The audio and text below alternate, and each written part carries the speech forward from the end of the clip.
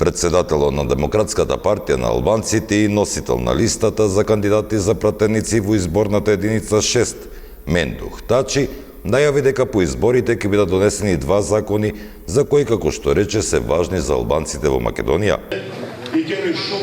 Ќе донесеме закон за фискална амнестија и ослободување на сите албанци од долговите кои ги имаат кон државата и закон за амнестија на затворениците албанци.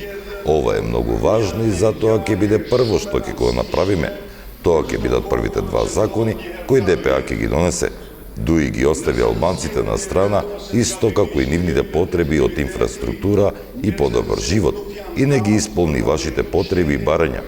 Кандидатите за пратеници кои ги нудиме нови избори се нови лица, без дамка во биографијата и се исклучително образовани луѓе кои знаат да ги препознаат проблемите кои ги мачат албанците во овие краеви и да понудат решенија.